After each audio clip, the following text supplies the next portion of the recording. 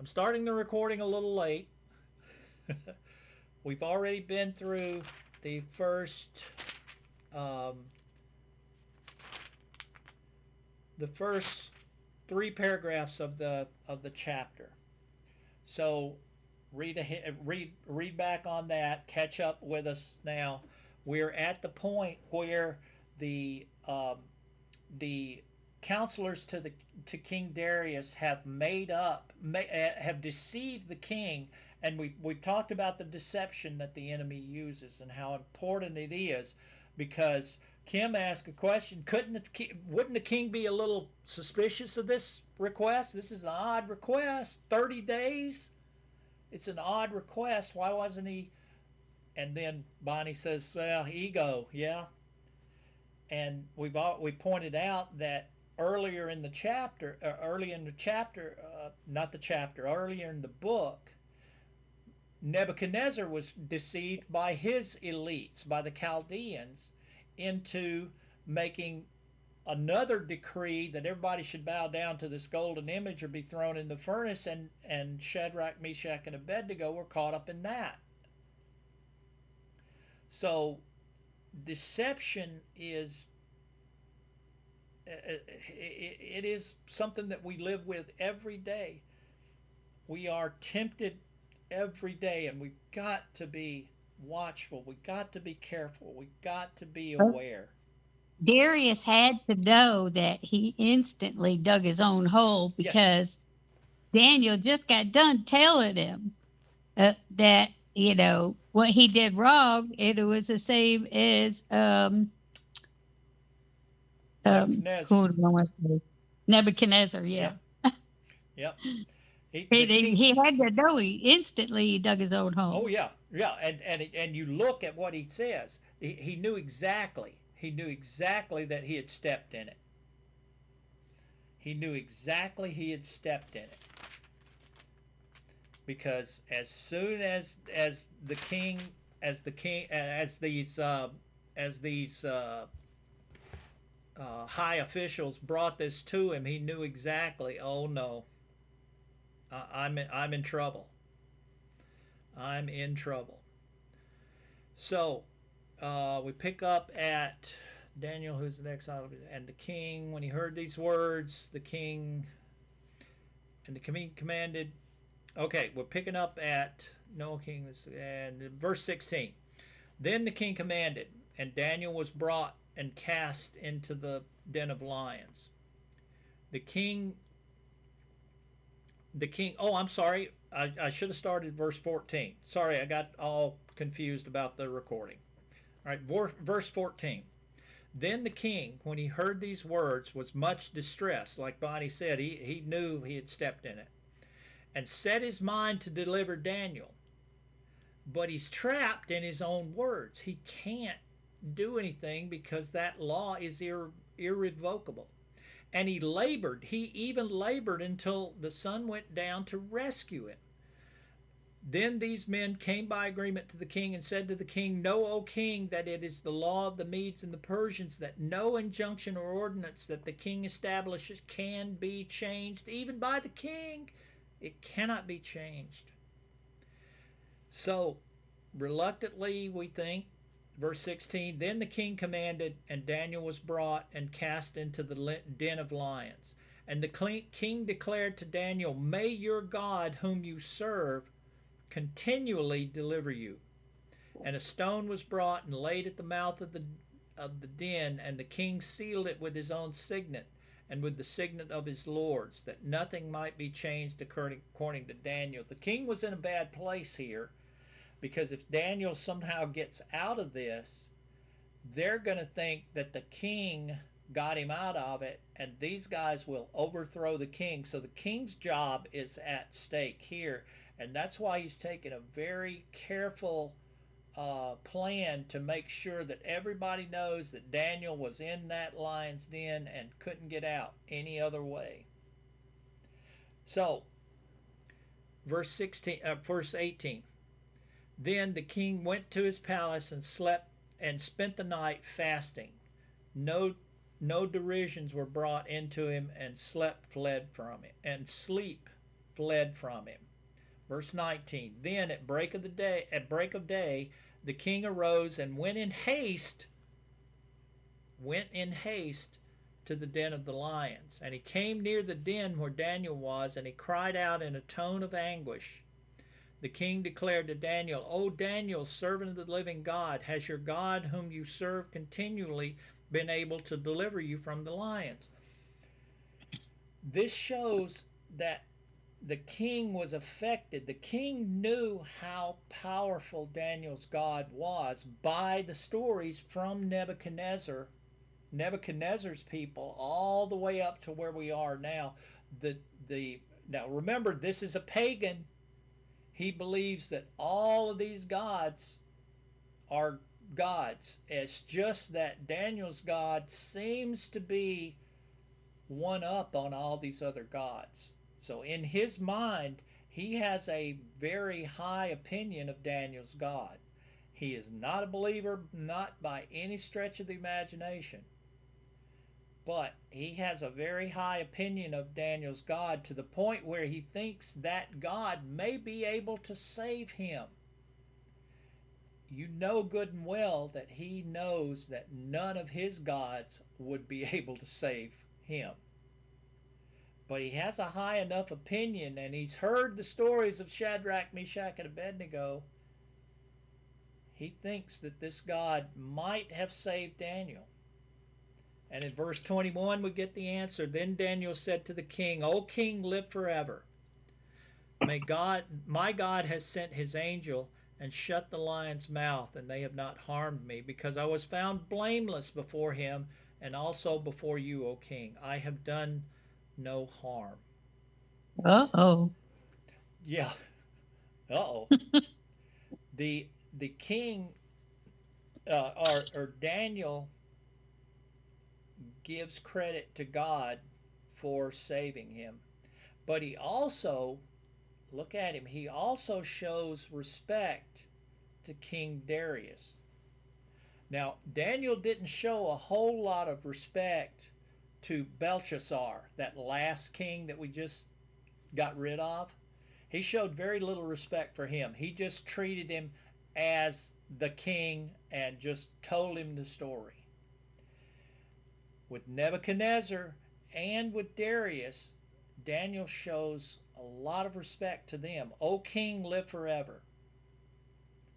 So he Yeah, shows but a. in the same I'm same sorry? token, in the same token, Daniel was telling him, the Lord found me Yeah. innocent. He also, yeah, works that into it, where I have done no harm. So now, with this with this evidence now, a certain set of people standing in the background here are in some trouble. The king was, verse 23, the king was exceeding glad and commanded that Daniel be taken up out of the den. So Daniel was taken up out of the den, and no kind of harm was found on him, because he had trusted in his God. And the king commanded, and those men who had maliciously accused Daniel was brought and cast into the den of lions, they and their children and their wives. And before they reached the bottom of the den, the lions overpowered them and broke all their bones in pieces. So justice was done fairly quickly here. And you notice it's not just the men, it's their wives and their children that were thrown in too. This justice was swift and harsh. Swift and harsh. And the lions were probably a little bit hungry now, because they had missed their meal. So justice is served here. Verse 25. Then King Darius wrote to all peoples and nations and languages that dwell on the earth: Peace be multiplied to you. I make a decree that throughout all the royal dominion, people are to tremble and fear before the God of Daniel. For he is the living God, enduring forever. His kingdom shall never be destroyed, and of his dominion there shall be no end. He delivers and rescues. He works signs and wonders in heaven and on earth. He who has saved Daniel from the power of the lions. Remember Nebuchadnezzar's uh, Nebuchadnezzar's speech. I blessed the Most High God and praised and honored him who lives forever. For his dominion is an everlasting dominion, and his kingdom endures from generation to generation, and all the inhabitants of the earth are counted as nothing. And he does according to his will among the host of heaven and among the inhabitants of the earth, and none shall stay his hand or say to him, what have you done? That's from chapter 4, when Nebuchadnezzar was restored to his kingdom, and he praised God there. Once again, King Darius, a mighty praise to the God among all of his gods. It is amazing to hear these pagans get a slight glimpse, of God's power compared to their God's power. How close they were. It's always amazed me how close Pharaoh was to understanding who God was.